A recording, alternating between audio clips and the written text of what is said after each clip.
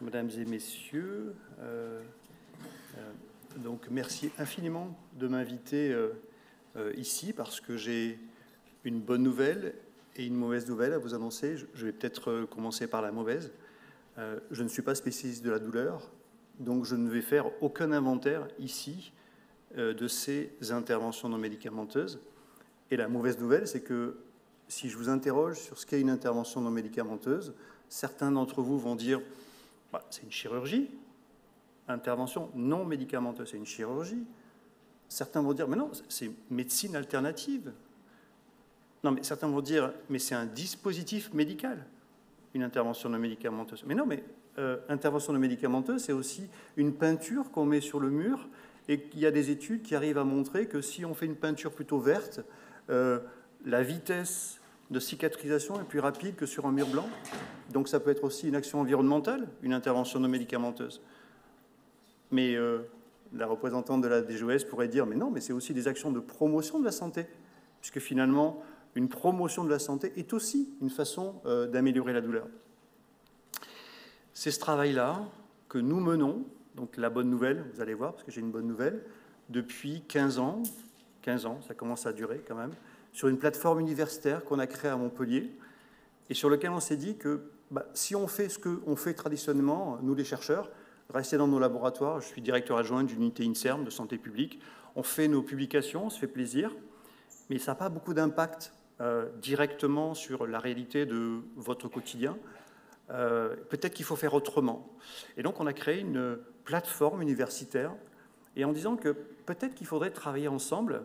Et donc, cette plateforme s'appelait SEPS, elle est devenue Société Savante, NPIS, avec l'objectif de dire, si on fait de la recherche aujourd'hui, peut-être qu'il faut le faire avec les patients, avec les praticiens, qui connaissent mieux que les chercheurs, la vraie vie des patients, et aussi avec les opérateurs, ceux qui vont organiser ces soins.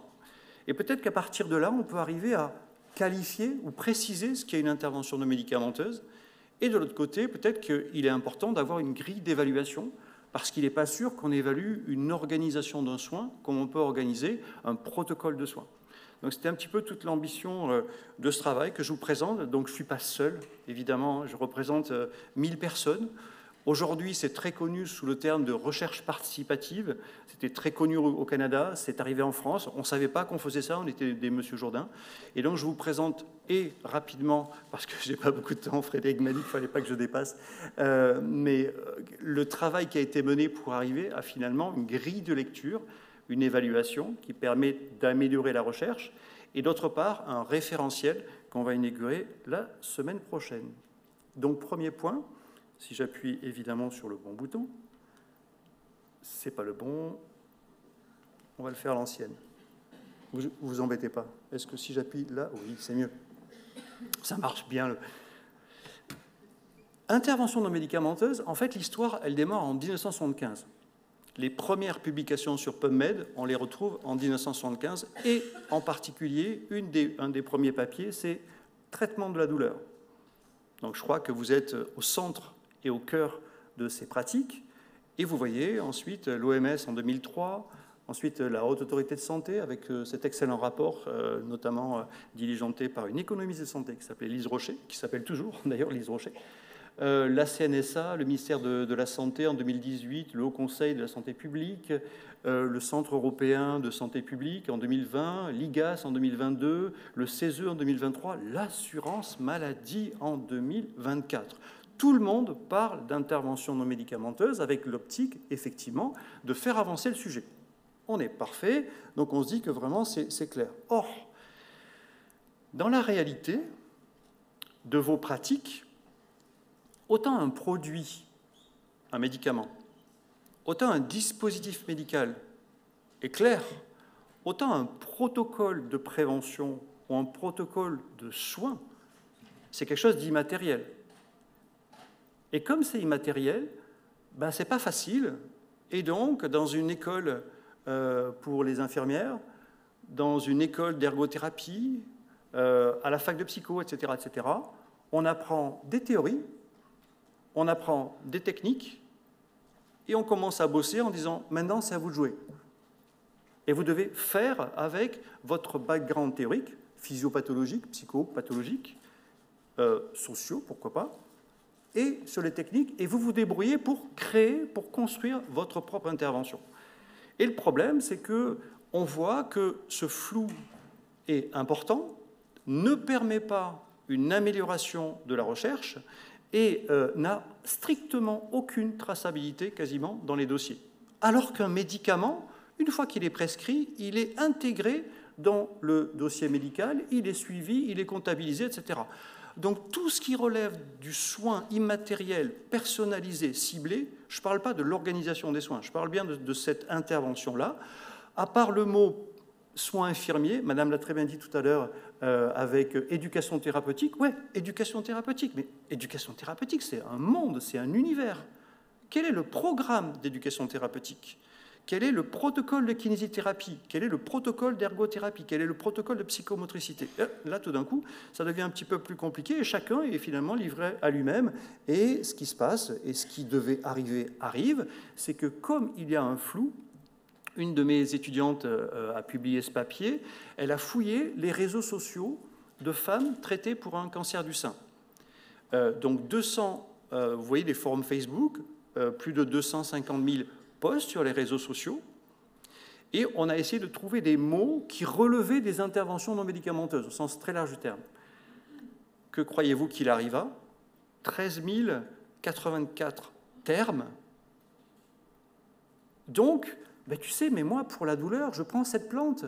Mais moi, tu sais, j'ai vu sur YouTube un excellent chiropracteur qui dit que vraiment, c'est magique, et puis, etc., etc. Et donc, il y a plein de solutions.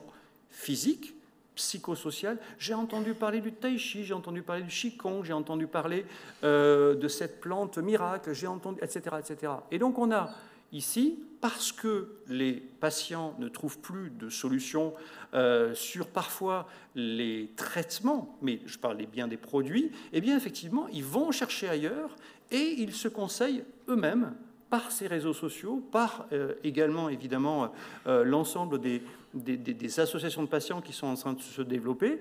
Et finalement, est-ce que c'est bien ou pas? Ce qui est sûr, c'est que ça remplit véritablement une demande et la presse se fait l'écho de toutes ces diffusions de pratiques et ça devient absolument ahurissant, ce qu'on peut voir sur Internet. Mais attention, ça va être pire, parce qu'il n'y a pas uniquement que des pratiques, il y a aussi des praticiens. Et donc, on s'est amusé avec une autre étudiante à recenser sur LinkedIn, pour le ministère, peut-être ça va les intéresser, le nombre de praticiens déclarés officiellement agir sur la santé et ou le bien-être, mais de façon généraliste. Je ne vous ai pas fait l'inventaire des spécialités, d'accord? Tai chi, qigong ou n'importe quelle pratique, je reste juste sur les généralistes. On en a trouvé 230. 230. Vous avez dans des structures, je travaille à l'Institut du cancer de Montpellier, il peut y avoir des art-thérapeutes ou des musicothérapeutes qui peuvent arriver. Ils n'ont pas, au sens du Code de santé publique, le qualificatif de professionnel de santé. Pourtant, ils sont de plus en plus présents dans les structures hospitalières, dans les réseaux de soins, dans les CPTS, les MSP, etc., etc. Donc ils sont là. Et il propose des choses, mais dont on ne sait évidemment pas, hein, donc vous vous rappelez ce que je vous ai dit précédemment, on n'a pas de traçabilité de ce qui se passe.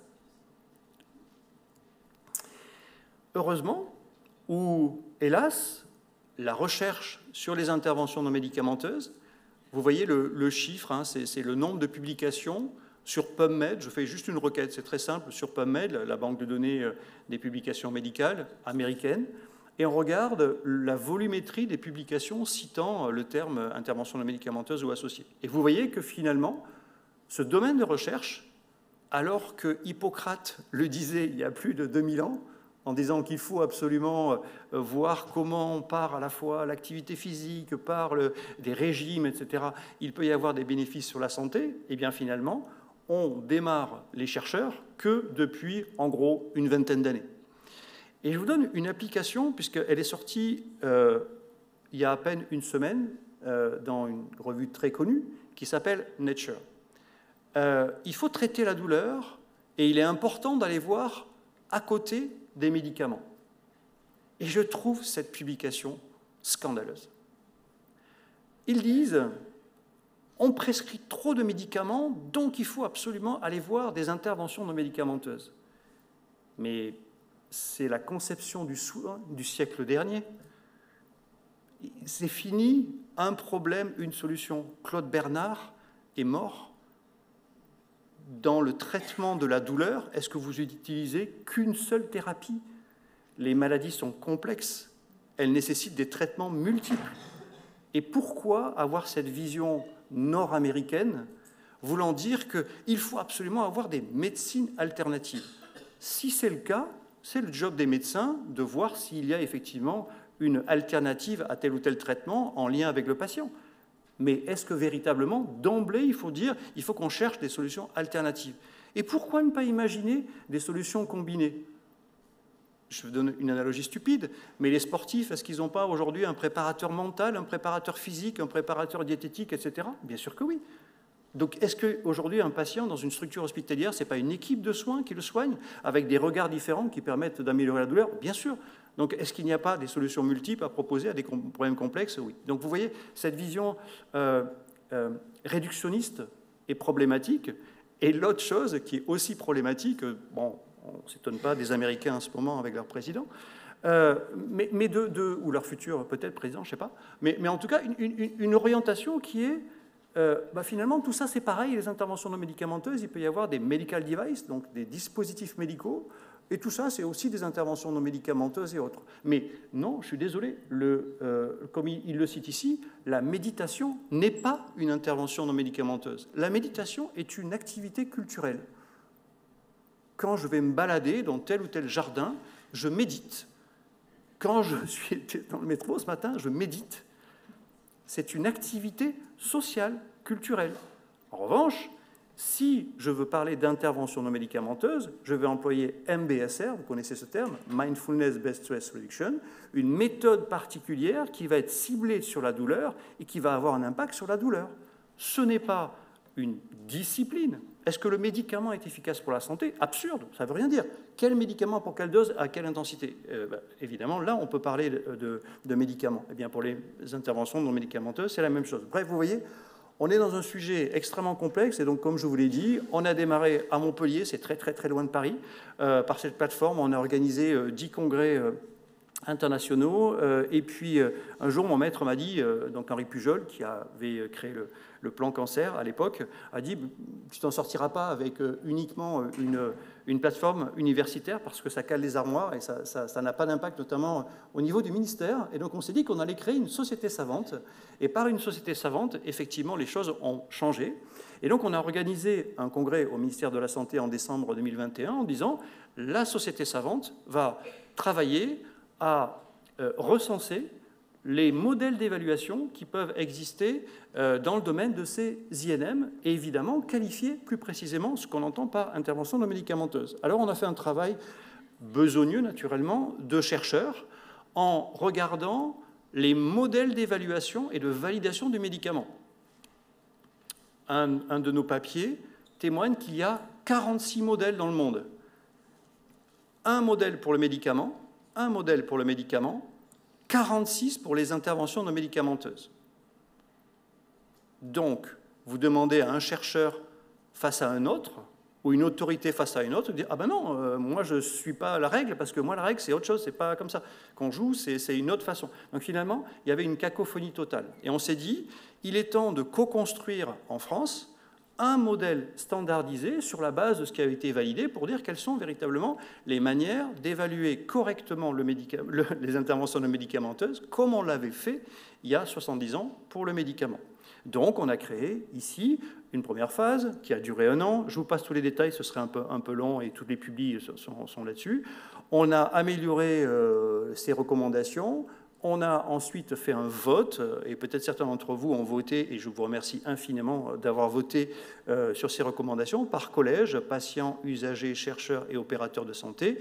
On a consulté les agences, les autorités, les sociétés savantes, on a fait des réunions d'experts, et ensuite on a restitué ce travail à toutes les autorités. Donc vous voyez ici, d'abord au ministère de la Santé, ensuite au Sénat, ensuite donc il y avait notamment l'IGAS, l'assurance maladie, on l'a présenté à la Haute Autorité de Santé, on l'a présenté, on dirait un album de photos, hein, désolé, l'assurance maladie, donc la CNSA, Santé publique France et l'Académie de médecine plus récemment. Bref, tout le monde est au courant, toutes les organisations sont au courant que 1000 Français se sont mis d'accord, c'est pas toujours facile, avec une logique transpartisane. Je plaide et nous plaidons pour aucune pratique plus qu'une autre, et en particulier pour la douleur, peu importe, mais en disant on va avoir une grille de lecture intersectorielle, interdisciplinaire, qui va permettre effectivement de qualifier plus précisément juridiquement ce que sont les interventions non médicamenteuses. Alors, le premier point a été de définir précisément ce qu'on entend par intervention non médicamenteuse. C'est un protocole. Un protocole, ça veut dire il est à durée limitée. La méditation est à durée illimitée. Quand il y a les recommandations en disant « bougez plus », c'est à durée illimitée. Un programme d'activité physique adaptée ou un programme de kiné à durée limitée peut être une intervention non médicamenteuse. De santé, donc de prévention santé, donc en amont, très tôt, et la médecine avance dans le repérage précoce des pathologies, et effectivement, il va y avoir des actions de plus en plus précoces, ou de soins thérapeutiques, efficaces. Efficace, vous allez voir ce que ça veut dire après, et comment on l'entend. Personnalisé, ben non, ce n'est pas une recette à appliquer bêtement, c'est aussi une personnalisation nécessaire de ce protocole. Non invasif, donc évidemment pour nous différencier, notamment de tout ce qui va relever de la stimulation transcrânienne, de ce qui va relever de tous les dispositifs médicaux ou chirurgicaux implantés. Référencé, je vais y revenir, et encadré par un professionnel qualifié. Je vais insister sur professionnel qualifié. On est tous et toutes formés en formation initiale avec un statut. La question, c'est est-ce qu'on a appris au cours de nos études des protocoles de soins? Et tout l'enjeu est d'avoir une qualification demain ou après-demain pour des protocoles particuliers. Il peut y avoir ici des personnes qui utilisent l'hypnose. L'hypnose est quelque chose de très générique, mais il peut y avoir une méthode d'hypnothérapie particulière pour résoudre la douleur et qui est effectivement contrainte et limitée dans le temps. Et donc nous avons défini également des dominantes. Donc une dominante, par exemple, psychosociale, on a évoqué tout à l'heure l'éducation thérapeutique. Un programme d'ETP est une intervention non médicamenteuse. Un programme d'ETP peut être fait par un pharmacien, par exemple, pour limiter les risques de non-observance des chimiothérapies orales. Et il peut y avoir différents acteurs. Des interventions corporelles et des interventions nutritionnelles. Donc je vais passer un petit peu plus vite. Et voilà le modèle ici standardisé d'évaluation que vous pouvez voir, donc avec deux originalités majeures. Un, des études prototypiques. Si vous regardez la littérature, vous allez voir psychothérapie, vous allez voir exercise, donc psychothérapie, activité physique. Mais il y a quoi comme activité physique en fait? C'est pétanque ou c'est réentraînement ou c'est fléchette? C'est quoi en fait précisément? Et donc on va pouvoir effectivement préciser quels sont les contenus de ces interventions. Une autre originalité, c'est des études interventionnelles. Il faut absolument qu'il y ait des études interventionnelles, donc cliniques, randomisées pour avoir effectivement le droit de les appeler interventions non médicamenteuses. Et enfin, des études d'implémentation. Ce n'est pas parce que ça marche en Inde que ça marche nécessairement en France. Donc il faut qu'il y ait une étude d'implémentation réalisée sur le territoire. Et donc nous avons fait des recommandations. Vous pourrez les voir sur Internet. Elles sont disponibles, y compris les vidéos qu'on a pu faire au Sénat. J'avance un petit peu, sinon j'y arriverai pas. Donc je vous ai présenté un petit peu cette idée que finalement une intervention non médicamenteuse, elle est décrite précisément. Donc c'est pas la psychothérapie, c'est pas la méditation, c'est pas le yoga, c'est peut-être le yoga, mais un programme particulier dans des conditions particulières.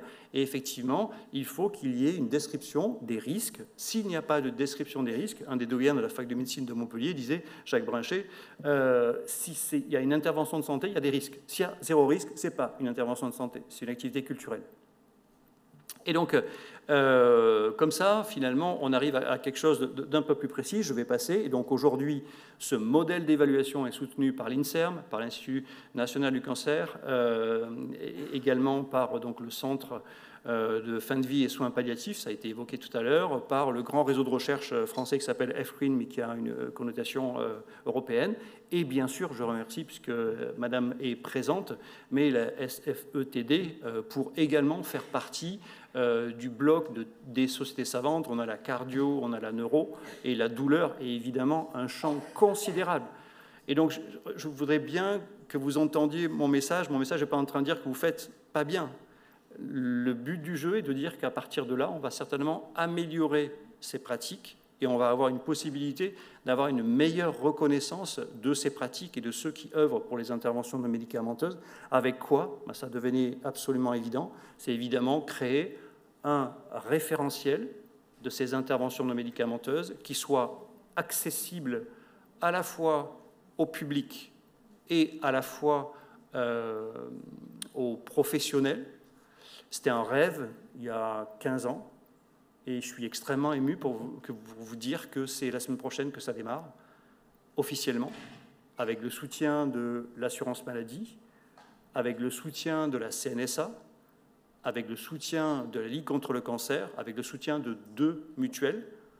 Mais l'enjeu est effectivement que vous ayez à votre disposition un référentiel de ces interventions, cohérent avec les recommandations HAS, naturellement, cohérent, contrôlé, s'ils le veulent, par toutes les autorités, pour tout le travail qui est fait, et il y aura des expertises indépendantes, identifiant des interventions pour chaque indication, pour être clair. Alors oui, on risque d'en avoir à la fin 10 000, et pas 2 ou 3, parce qu'il faut traiter toutes les maladies dans tous les contextes, et ainsi de suite. Mais aujourd'hui, les outils numériques permettent de faire des recherches et permettent de rendre cohérents ces pratiques et peut-être éviter que certains charlatans ou certaines dérives arrivent avec des choses qui ne sont pas validées.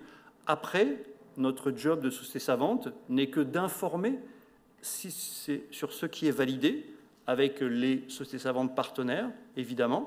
Vous aurez la possibilité de les utiliser ou pas.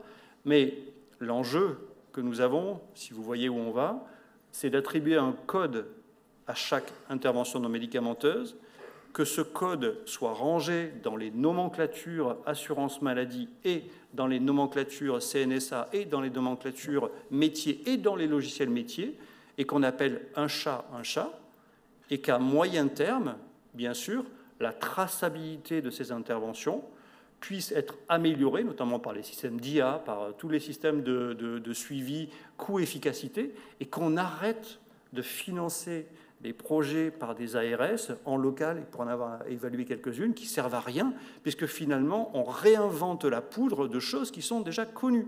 Il y a des protocoles en Australie, au Canada et ailleurs qui sont très, très validés, mais simplement pour plein de raisons. On ne les connaît pas assez, donc les formateurs de formateurs auront aussi accès à ces interventions et pourront potentiellement aussi améliorer. Et pour boucler la boucle, parce que je pense que c'était un sujet très important d'une discussion avec Santé publique France, c'est que ce n'est pas un one-shot et on va arrêter. Oui, on a déjà 15 ans d'histoire, donc on a le temps. C'est l'idée de recueillir de l'information des usagers et de recueillir de l'information des praticiens pour améliorer ces pratiques. Il y a des astuces. Et comme ce sont des pratiques immatérielles de soins, c'est surtout le savoir-faire. Et vous avez, vous, développé des astuces, des choses que le chercheur ou qu'on ne connaît pas. Et donc, on va laisser la possibilité à tout acteur, usager ou professionnel, de faire remonter des informations en disant « ça marche mieux le matin » ou « ça marche mieux le soir » ou « tiens, attention, il faut des pensées » ou « attention, pour ce patient, il y a peut-être des choses et des spécificités à faire ». Voilà, donc c'est un cercle vertueux qu'on est en train d'établir. Donc, je vous l'ai dit, donc il sera annoncé devant la presse le 16 octobre prochain à la Cité universitaire internationale de Paris, en présence de l'assurance maladie et de toutes les autorités, l'Académie de médecine, etc. Ce sera relativement simple, finalement. C'est un portail et sur lequel vous pourrez faire des requêtes. Et de ces requêtes, comme je l'ai présenté, vous aurez des dominantes, soit une dominante psychosociale, une dominante corporelle ou une dominante nutritionnelle. Et pour nous, Société Savante, c'est aussi de pointer des zones grises, des choses qu'on sait, des choses qu'on ne sait pas, et de dire qu'il faut peut-être mettre l'accent sur tel et tel domaine, parce que pour l'instant, il faut véritablement améliorer ou consolider certaines études, mais toujours et toujours des PHRC demandent parfois à faire des essais randomisés contrôlés en double aveugle pour les interventions non médicamenteuses, ils sont refusés. Mais en fait, c'est impossible de faire un double aveugle sur une méthode de kinésithérapeute sur laquelle le patient sait qu'il est en face d'un kinésithérapeute. Donc c'est absurde. Donc il faut effectivement évoluer et faire ou améliorer cette recherche. Et donc l'enjeu, c'est le suivant. Je vous l'ai dit, donc ce congrès qu'on organise tous les ans, on le faisait à Montpellier, une fois à Paris, et on l'a fait à Montréal, donc, qui est notre sommet, qui veut rassembler non seulement les chercheurs, mais aussi les praticiens, les usagers et les opérateurs de santé. Et l'optique, c'est effectivement de dire qu'il faut qu'on parle plus et mieux au ministère.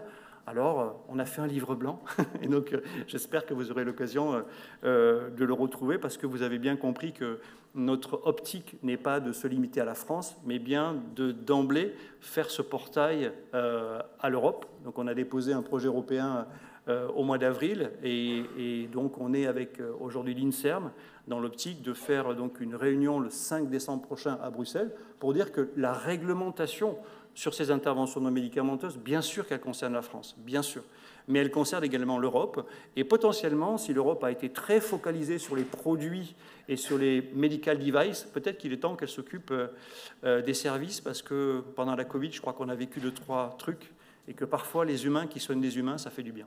Merci de votre attention.